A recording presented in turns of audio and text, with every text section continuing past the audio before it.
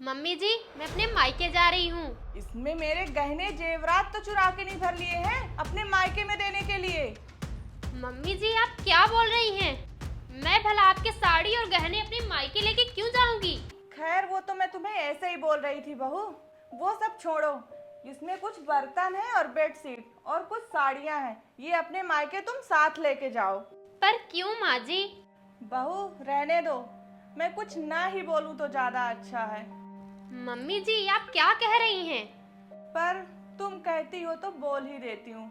तुम्हारे मायके में तुम्हारी बहन को लड़के वाले देखने आने वाले हैं ना, तो तुम ये सब कुछ सामान ले जाओगी तो तुम्हारे मायके वालों की थोड़ी मदद हो जाएगी। उनको इन चीजों की जरूरत है ना। मम्मी जी, इन चीजों की मेरे मायके वालों की कैसी जरूरत है? मैं कुछ समझी नहीं। ठीक है, अगर तुमको मेरे मुंह से ही सारी सच्चाई सुननी है तो फिर सुनो। ना ही तुम्हारे मायके में अच्छे बर्तन हैं और ना ही अच्छी बेडशीट है और ना ही तुम्हारे बहन के पास इतनी महंगी साड़ी होगी और ना ही उन गरीबों के पास इतने पैसे हैं कि वो अच्छे से कपड़े खरीद ले जाएंगे। मैं यही सोच रही थी ये सब तुम्हारी बहन को दे देती, तुम्हारे मायके भिजवा देती। हो सकता है तुम्हारी बहन की शादी फिक्स हो जाए।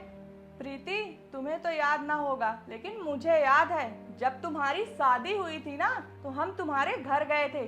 तुम्हारी मम्मी ने जिस बेड पे हमें बैठाया था उसकी बेडशीट तो एकदम पुरानी थी और बर्तन कांच के तो छोड़ो, जो भी स्टील के बर्तन थे वो भी कोई छोटे कोई बड़े। और तुम्हारे मम्मी पापा ने तो इस तरह के कपड़े पहने थे जैसे हमारे घर में काम करने वाले रामू और कमला पहनते हैं।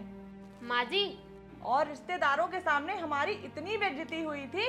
उन्होंने बोला कैसे भिखारियों के घर में अपना लड़का ब्याह दिया है, इनके यहाँ तो कुछ है ही नहीं। मैं नहीं चाहती हमारे जैसे उन लोगों की भी बेइज्जती हो, इसीलिए ये सामान ले जाओ, थोड़ा तो स्टैंडर्ड मैच होगा। माँ जी, मैं ये आपका सामान अपने साथ लेके नहीं जाऊंगी। चाहे इसे आप अपने पास रखिए या फिर किसी को दान में दे दीजिए, मुझसे कोई मतलब नहीं।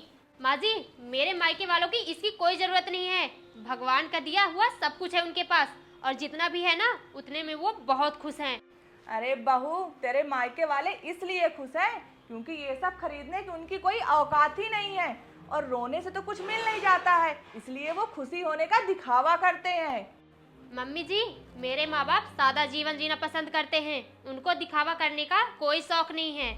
वो अपनी कमाई से जितना खरीद सकते हैं उतना खरीदे हैं। बहू, अब तू कुछ ज्यादा ही बोल रही है। माँ जी, अभी तक तो मैंने कुछ बोला ही नहीं। वैसे ये तोहफे मेरे मायके की जगह अपनी बेटी के ससुराल में भिजवाना चाहिए। प्रीति, मेरी बेटी के ससुराल वाले तुम्हारे मायके वालों जैसे कंगाल नहीं हैं, वो अच्छे खासे रईस हैं। अगर उनके बारे में कुछ बोला ना तो सोच लेना। मम्मी जी, इतना दोगलापन क्यों?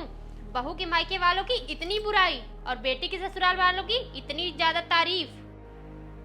आज आपने साबित कर दिया कि गरीबों की कोई इज्जत नहीं होती। इज्जत तो पैसे वालों की होती है, गरीबों की तो सिर्फ बेइज्जती ही होती है।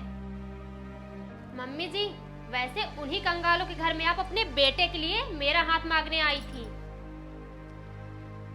बस करो प्रीति, माँ से बहस करके तुमको कुछ नहीं मिलने वाला है। मेरे गरीब माँ बाप मुझे पढ़ा लिखा कर इस काबिल बनाया कि मेरी इतनी अच्छी कंपनी में जॉब लग गई और उसी की सैलरी 1 लाख रुपए आपके हाथ में देती हूँ। आपको पता है आप में और उनमें फर्क क्या है?